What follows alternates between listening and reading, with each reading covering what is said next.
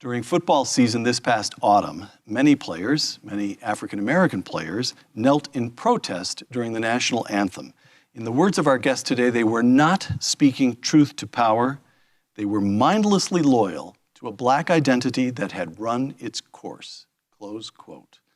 Author Shelby Steele on Uncommon Knowledge now.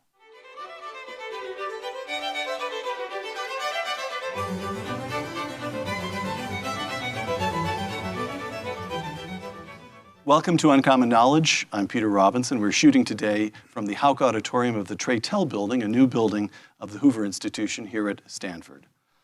A native of Chicago, Shelby Steele taught English literature for a number of years at San Jose State University. Then in 1990, his book, The Content of Our Character, A New Vision of Race in America, established him as an author of national importance.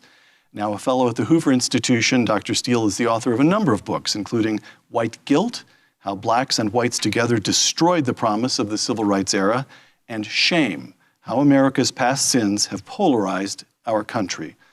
Dr. Steele is also a frequent contributor to the Wall Street Journal, where he recently published a column headlined, Black Protest Has Lost Its Power. Shelby Steele, welcome. Thank you. Good to be here. The protests. Again, you wrote of the players who took a knee during the national anthem in this last football season. They were mindlessly loyal to a black identity that had run its course. Yes. Wow, that's quite a claim. Go ahead and just explain what you mean by that. There is blacks obviously have undergone in the course of America, the 300-400 years that America's been around, and victimized blacks and in slavery and segregation and all those things we're all very much aware of. My point is that out of that came an identity, a group identity that has been, for better and worse, focused, grounded in the idea of blacks as victims. And black victimization has become the sort of centerpiece of that identity.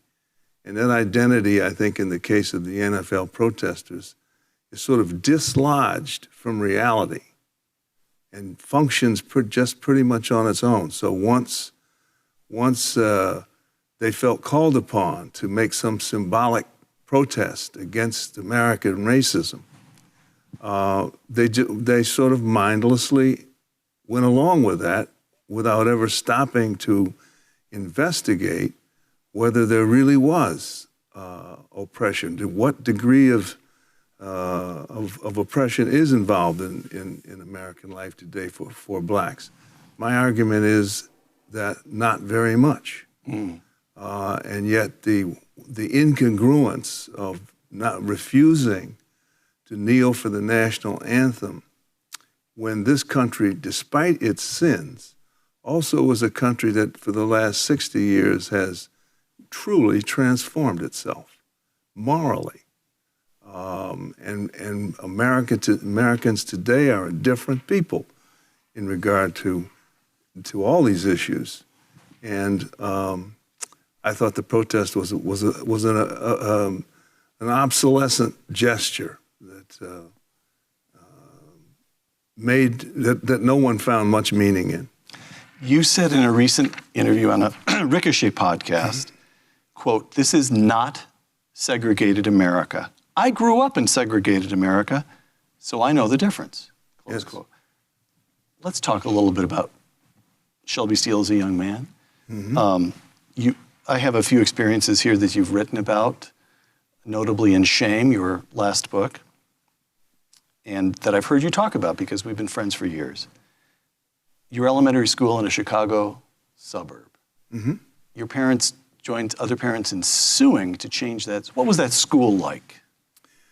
That school was an elementary school in a school district where there were only two schools.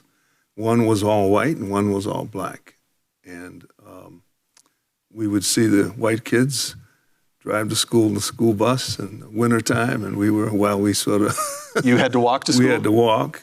We got their textbooks when they were worn out. So we got their teachers. When the teachers began to have problems, a nervous breakdown or something, they'd be transferred to our school. So you experienced it. Yes, it was abusive. It was, there's no doubt about it. It was a horror. And even among segregated schools, this one was particularly bad. My parents they actually led the protest. My mother and father organized the parents and boycotted that school. And so there were no students going to it. And eventually they prevailed. The teachers were fired. The principal was fired. And a new school was started up. So beginning when you were a little boy, you saw real segregation. Yes. And real abuse. Everywhere. And protest when there was something to protest. Well, that's the point, I think. In the 60s, when we think about the protest that sort of became really severe in the 50s and mounted all the way to the 60s. And I think of 1964 and the Civil Rights Bill as the point at which America capitulated and apologized. We were wrong. Here's a huge piece of legislation affirming our commitment to not do this anymore. Now, that bill has a lot of problems that have subsequently come to hurt us. But as an historical gesture, it was one of the great moral acknowledgments of any society ever. It was a really remarkable event, and blacks, in a sense, deserve an enormous amount of credit for protesting in that era, because there was there was no debate in America about whether or not there was racial discrimination. Everybody knew there was. The question was what we were going to do about it. And blacks' protest pushed that, I think, all the way to the point where America finally did capitulate. Rosa Parks was genuinely a great figure. She was genuinely Martin Luther King Jr. is genuinely a historic figure. These people sacrificed enormously. They took every kind of risk imaginable. They achieved truly great, something truly great. It was a moment when Black America, as I say in the article, touched greatness. We extended the democracy past the barrier of race. So historically, that was, in a sense, our gift to America. Now, you write in Shame about a trip that you took to Africa at the age of 23. Let me quote Shame. This entire trip was organized around visits to cities like Algiers, cities associated with independence movements and revolutions that had swept the third world in the 1950s and 60s. I wanted to see if there was some counterpoint to the American way of life that was better. Yeah. And what did you see? Well, I didn't find that. But I think, you know, I was coming of age. I was a college student. I was just out of college. I was working in war and poverty programs. And there was a point, because after the civil rights victories in the sort of late 60s, where Black people began to create this identity that we called Blackness. And it was angry, and it was resentful, and it was separatist. And there was the illusion in it somehow that we would get farther as a separate, unified people than we would by joining America and becoming regular citizens. I confess, I was caught up in that. I wanted to see, and what was so seductive about it is that it said, Blackness is the answer to all of your anxieties about life, what you should do, where you should I go to graduate school?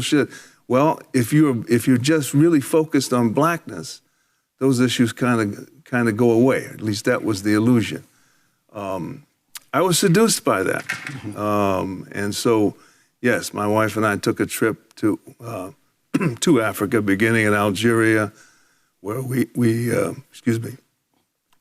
met with the Black Panthers who were in exile there. And then we traveled south of the Sahara and to Ghana, where Nkrumah had been the president, to Senegal, where Leopold Senghor, these great sort of romantic... Anti-colonialist figures, right? Anti-colonialist, sort of revolutionary figures, dramatic to their countries. And it was a good lesson, learned very quick. Those countries were not doing well. They were disorganized. They were overwhelmed with corruption. There was no sort of common direction. They were lost.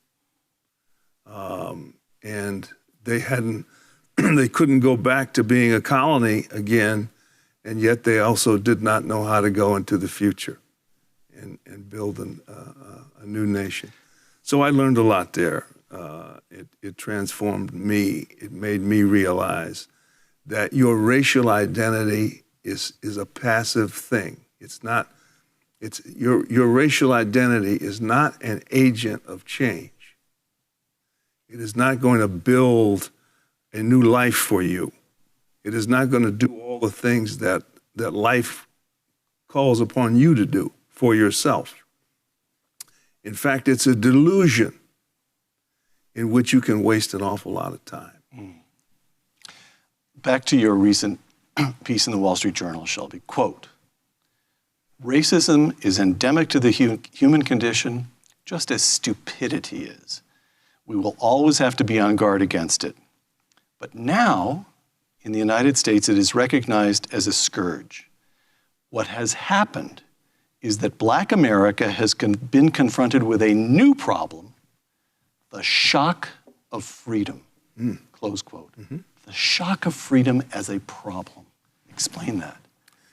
Well, if you have been an oppressed people, and we were obviously truly oppressed for centuries, we learned all sorts of things in order to survive that. I won't go into a long list, but we learned how to reinvent ourselves. We learned how to live with this oppression, with this sort of negative force in your life. We were, I think, miraculous. We created a great music out of this. We did other things that had a worldwide impact. We expanded the idea of democracy and made freedom an absolute. We did all those things. The one thing we never had a chance to do, was to live in freedom. We were never free. We were always in a position of calculating our fate through those who dominated us. We were never just free to invent ourselves as we wanted to. And the fact that beginning in the 60s, when we began to confront freedom, when America backed up and said, okay, discrimination is wrong, here are a bunch of laws to support that, we're confronted. Well, what do you do with freedom? What are you going to do now? And historically, it scared the hell out of us. We would be fantasizing if we denied that. Who wouldn't be? Freedom is a frightening thing. It places such a burden of responsibility on you, on the person who has it. You're now responsible. Your reputation is based now on what you do. Well, combined with that was the fact that 4 centuries of oppression had left us, in many ways, underdeveloped. So when freedom comes, freedom then says, we're not oppressing you anymore. You're responsible for your underdevelopment. And you fix it or you don't, it's up to you. And that was, freedom requires a wholly different orientation toward the world. And we became afraid, and what happens then again, when you're afraid, you don't know how to move forward, you start to move backward. Shelby, the argument would be, and I know what the argument is because your piece in the Wall Street Journal created, let's put it this way, there was a response on the internet. You can Google Shelby Steele and some of the quotations I've just read, and you will get a response. And the argument would be, no, no, no, no, stop there. We're with you. Everything you've said makes perfect sense right up until you get to the point that we're free now. Mm-hmm. As you say, the era of black oppression is over. No, it's not. Mm-hmm. There's still all kinds of racism endemic to this. Here's some statistics I found.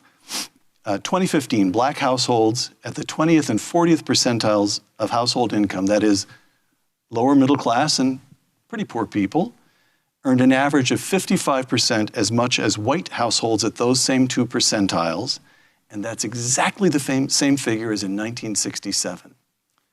And so the answer is, Dr. Steele, just look at I shouldn't say we, African Americans haven't made an iota of progress. Of course this has to be because we're still oppressed. How do you deal with that argument, Shelby? It's a corruption.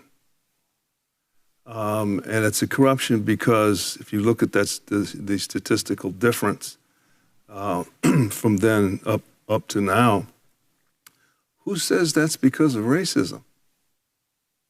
Maybe it's because you haven't yet developed the value system to the ideas with which to thrive in freedom. Maybe you don't know what to do with the opportunities that surround you. It's understandable. You were oppressed. And people have not pointed out to you the challenge of freedom. And what do people do with freedom when they don't know how to handle it? They reinvent their oppression, even as it has faded away. They make it up in their mind all over again. Racism is around every corner. There is systemic racism. There's structural racism. There are microaggressions, and there's white privilege, and all of this. This is designed again is the shock of freedom, and not knowing. I mean, you look at today's black leadership; they have no clue of how to move ahead. All they can think to do is ask for more from the government. Well, we've asked for the government has given us almost everything. Nowhere in history has the government paid off its people more than America has in the last 60 years. And yet we are, by most socioeconomic measures, farther behind white America than we were in the 50s, when we had none of these social programs and so forth. So it is, freedom it comes with a judgmentalism. It judges you. If you don't know how to thrive in freedom, it means that you are at fault. You are, and the worst word you can use regarding blacks, you are inferior. It's a chilling idea, but it's at the heart. It is the heart of the shock of freedom. Because freedom now is saying you can't use oppression as an excuse anymore. If you're not doing well, it's not because of oppression. For goodness sakes, we've got affirmative action. We've got everything to help you. If you're not doing well now, it's on you. And so one of my points about the protest, the NFL protests, and the same with Black Lives Matter, is that there's this sort of hysterical protesting that when they can't even articulate what they're protesting against. Well, if racism is so virulent, it ought to be obvious. When I was a kid, it was obvious. No one denied it. It was visible to everybody every day. And that was the beginning and the end of it. Today, where is it? Where are you being stopped? Well, I want to rise. I want to be a politician. I want to be the president. Okay. You want to be the CEO of such and such a corporation. Okay. You can do anything you want. The reality and the problem with that occupies Black America today is the fact that we are at last a free people. Shelby, you said a moment ago the federal government's given us everything. Here, let me read you. you know this well, President Johnson's 1965 commencement address at Howard University. Quote, "You do not take a person who has been hobbled by chains and bring him up to the starting line of a race and say, you're free to compete with the others. Equal opportunity is essential, but not enough," close quote. So this notion that there has to be compensation for all those years of oppression is fundamental to all policy concerning African Americans for the last half century and more. And what I want to know is, in your view, was Johnson correct in 1965, but that view is wrong now? That measures were necessary, affirmative action, transfer payments, all of that was necessary, but at some point it began to hold African Americans back? I just want to know what you're thinking, or was it wrong to begin with, or do we still need it now? What is your thinking on that? It's so basic to the federal government's relationship with African Americans, even today. Yes. I remember that speech has been quoted. I've quoted it, I don't know how many times. You can't bring somebody up to the starting line that's been oppressed and expect them to compete. What that is really about is not about black people, because black people were in the position of coming into freedom.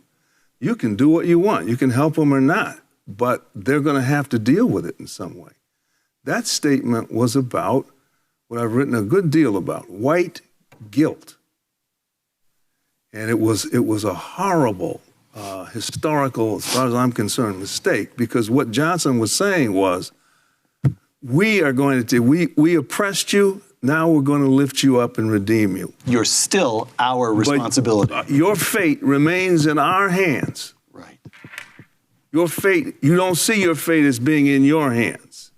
It's now in our hands, the government's hands, every kind of philanthropic group's hand, everybody's hands but yours. And so we then had to have had 60 years of white guilt. Why did America spend, I've heard the figure as high as $22 trillion in that time, spent on all manner of welfare and programs and so forth, educational programs, none of which have ever worked. But white guilt is a very specific thing. It is not a genuine feeling of guilt. Nothing to do with that. It is the terror, the literal terror of being seen as a racist. Everybody knows in America that's the bottom line. If you are seen as a racist openly in public, you are ruined. You have no life. Whites live, and we have not acknowledged this enough. 90%, what Johnson was doing is saying, I can't have you call me and I can't have you call this country a racist. And so I'm going to give you a whole bunch of things. I worked in those programs, so I know them intimately. They were just sort of what we would say jump off the toilet programs. Anything, well, just something we can throw money at to say we're not racist. We don't care whether it works. We're not going to follow up we had school busing for how many decades, ruining the public school system. No one even asked a question about it. What was the point of that? All these bad ideas, school integration did absolutely nothing. Black students were still unable to compete. Because the focus was on what the government was going to do and this sort of thing, and not on what black students do. So white guilt has been a real driver of these corruptions, and these football players down on their knees know that. They know that the owners are going to capitulate and throw something their way. Roger Goodell, NFL Commissioner Roger Goodell, quote, "They're talking about equality issues, making sure that we're doing everything we possibly can, we in the NFL are doing or we in the United States, actually, I'm not sure what he meant. We're doing everything we possibly can to give people an opportunity, whether it's education or economic." What do you make of that statement? What in the world has that got to do with football? that is just a perfect white guilt statement. He's saying, he may as well just say, I'm innocent, I'm innocent, I'm innocent, I'm innocent, I'm innocent. I'm not a racist, I'm not a racist. And he will find a way, I understand he has, give millions of dollars to some cause called social justice. Well, what is that? I can tell you what that is. That's a lot of hustling. That's a lot of black hustlers stepping forward to take that $100 million and put it in their pocket and make things. Again, you create a whole class of hustlers. You make black leaders. Black leadership today is pretty much nothing left but hustlers who work white guilt. All right. So what is to be done? What is to be done? Let's just work our way through a couple of the obvious problems here. We've got poverty. African Americans are disproportionately poor. 2/5 of African American households receive food stamps. That's a much higher percentage than for any other ethnic group. And we've got inequality. I mentioned a moment ago that the lower income groups among African Americans earned only 55% as much as their counterparts, their white counterparts. Turns out even if you go up the income scale, you've got upper class and middle class blacks earn about 2/3 as much as their white counterparts, which is the same figure as half a century ago. So you've got disproportionate poverty, and even among African Americans who are doing well, they're not doing as well as their white counterparts. Mm-hmm. What do you do? The first thing I think you do is you name the reasons why. And certainly racism is no longer a reason. If it is a reason, it is 18th or 20th on the list of reasons. It is not worth your time. It's not worth focusing on or worrying much about. There are no important forces in American life advocating for racism. And as blacks, we need to ask ourselves why we have become so dependent on this delusion that we live in a society that is intent on keeping us down. That's over with. It isn't that kind of, it's just over with. We need to face ourselves more frankly. You guys, as 75% of all black children born out of wedlock. You understand the kind of dysfunction, just that statistic alone. That's a problem. Now, who's going to fix that? The government? There has to be, right now we have an identity as blacks that's victim focused. We're victims, which basically is designed to tap into white guilt and get them to give us all kinds of little, basically crumbs. And we're just sort of locked into that. And and there's no examination of how self-reliance, more personal responsibility for one's decisions in life, that these are the things that now determine our fate. And again, I blame a lot of this on the original oppression. That was not an experience that taught us these things, these values and principles that other people take for granted. Well, we've now got to take up those principles. We've now got to stop thinking of ourselves as victims and think of ourselves as free men and women in this world with every kind of opportunity. Life is tough for everybody, no doubt about that, but free people are free to move from one thing to another, to find themselves, to find their voice, to find out what they can do in life. And to me, that's blackness. That's blackness, or it ought to be. What passes for blackness now is just a kind of mindless mimicry of anger and resentment that is struck me with the NFL as really an instance of pathos, where it's sad. It's just sad to see these football players out there on their knee when they can't even articulate what they're protesting against. I can tell you that Martin Luther King knew what he was protesting against.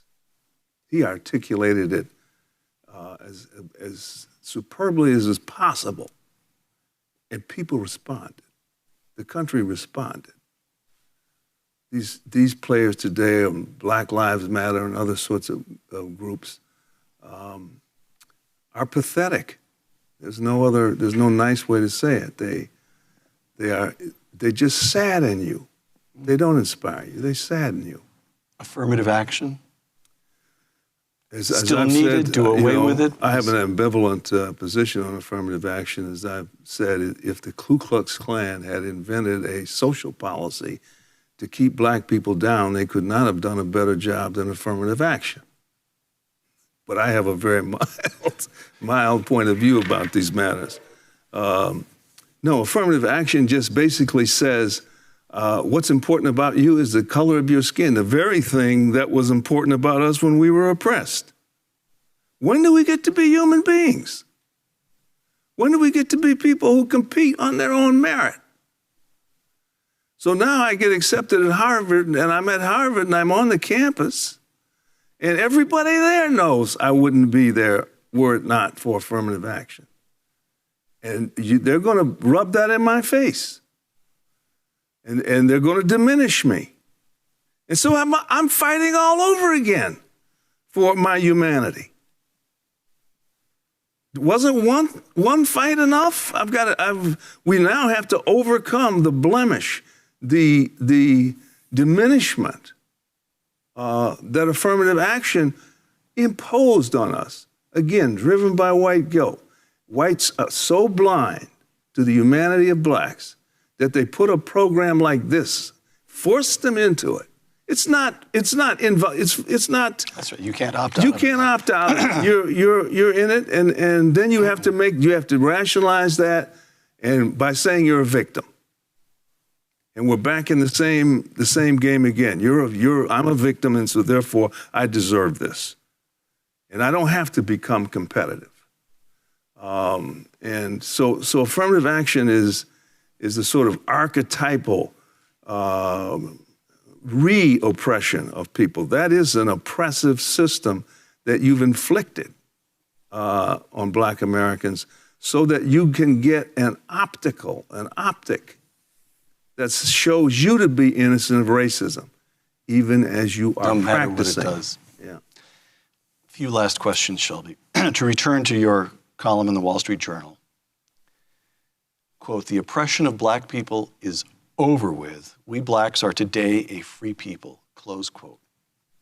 The response to that column among African Americans?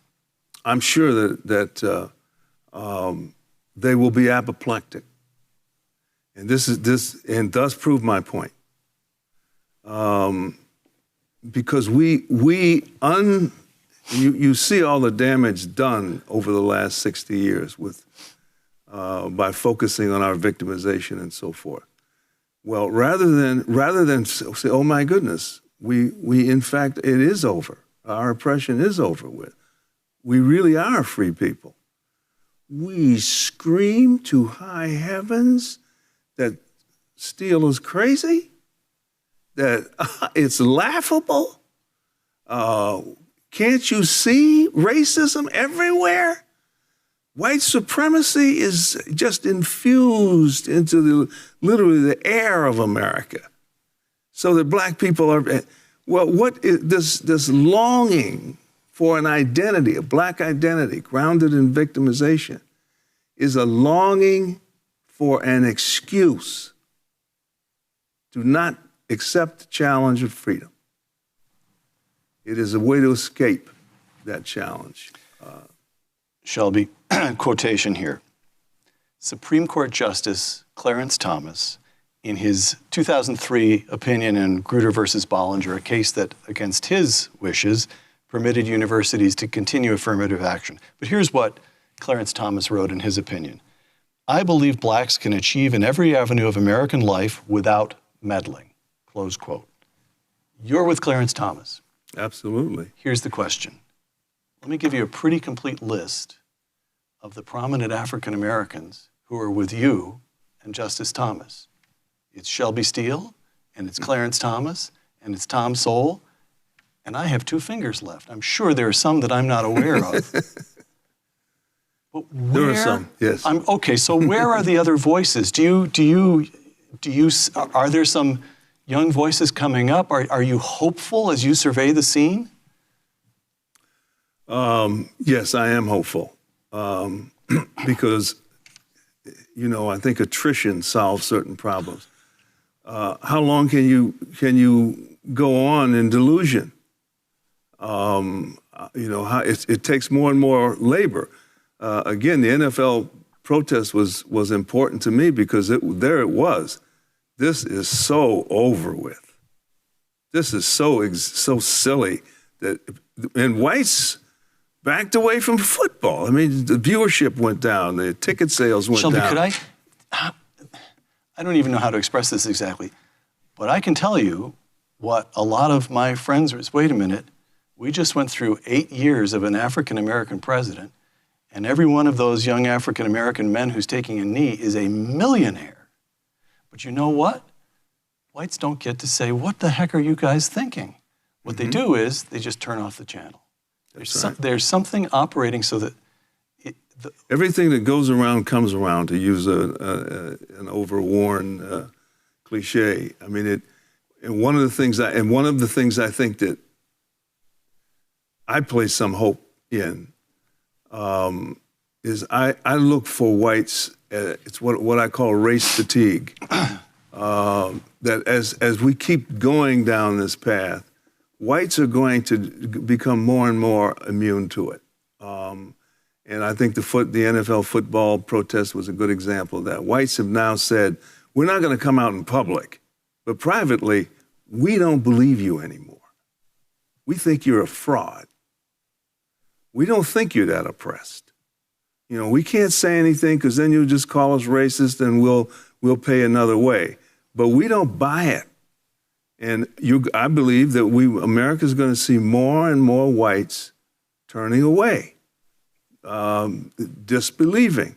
It doesn't mean that they're going to become racist.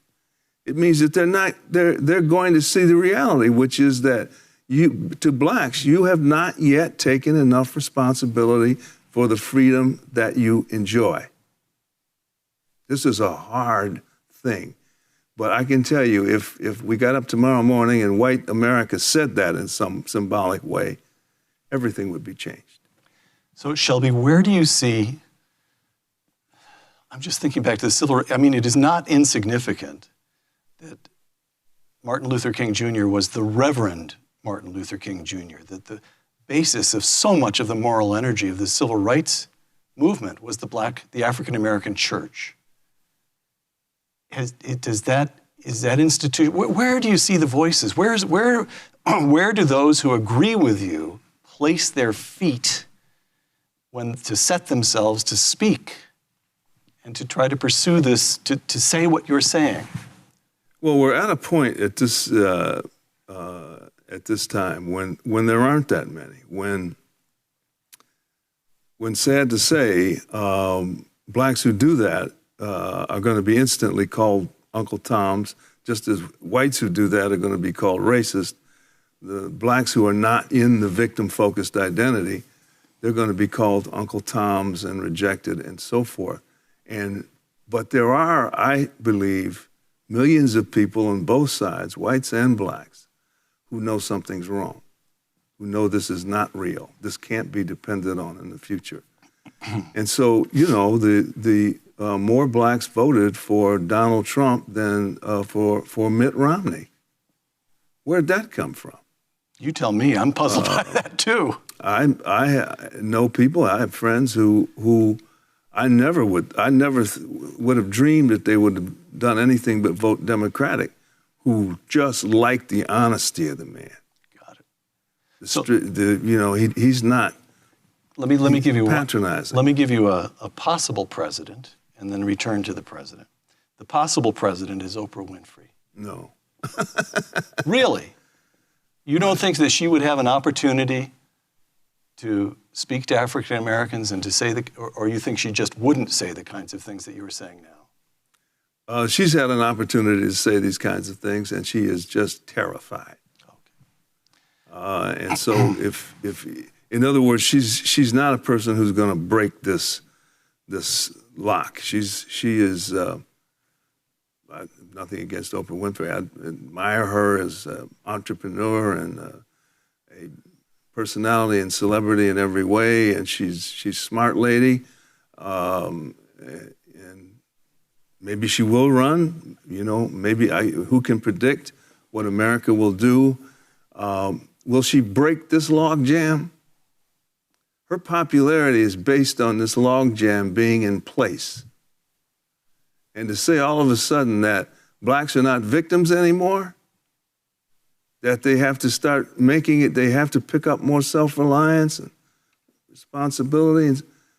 Would she be so loved, so admired? She's hiding behind the conventional sort of conventional wisdom. Don't rock this boat. If she starts to rock the boat, I can't. But if she maybe did, she's the one to do it. You'd say more power to her. I'd say more. I'd say she would have a chance to change history. All right. Donald Trump, is he racist? No, he's not racist. Is he helping Africa? Let me say this. Yeah. What is a racist? I have racist impulses. I've never met a human being who didn't. We will always have to watch out for those impulses in ourselves. They are automatic. They are reflexive. They're not reflective. They're reflexive. And we will always have to watch out for that and make them utterly impermissible. So the point is that we can't just say, we can't use racism politically anymore. Mm-hmm. We're no longer in a place where racism exists, yes, but is racism a problem? No. And I've heard you mention that you're impressed that race just doesn't seem to matter to Trump. That's right. I don't think Donald Trump is getting up in the morning and saying, you know what, I have to figure out how to do a better job of keeping black people down today. Okay. I don't think that's the case. I think when he went to Harlem during his campaign and he went to the black church and he leaned over the podium and he said, "What have you got to lose?" He spoke more honestly to black people than any person of his stature in my memory. And some black people heard that. What, are you going to keep going back to the party that keeps offering you the very things that oppress you? We're due for some changes, and hopefully they'll come sooner than later. Last question, Shelby. Let me quote Frederick Douglass, the former slave. This is 1863. In regard to the colored people, there is always more that is benevolent, I perceive, than just manifested toward us. What I ask for the Negro is not benevolence, not pity, not sympathy, but simply justice. The American people have always been anxious to know what they shall do with us. Do nothing with us. Your interference is doing us positive injury, close quote. That's Frederick Douglass speaking to white Americans in 1863. Last question. What does Shelby Steele say to white Americans today? Well, I couldn't say anything better than that. That is. I've quoted that myself. I've used it. I'm a great fan of Frederick Douglass. He's the greatest of all time. What truth? How long is it going to take us to absorb that message? So simply put, yet so absolutely true. And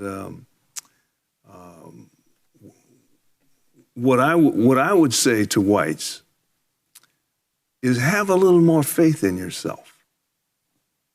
Do you have ill will toward people of different races and backgrounds? Then you obviously know that's something you cannot indulge. That's it. That's it.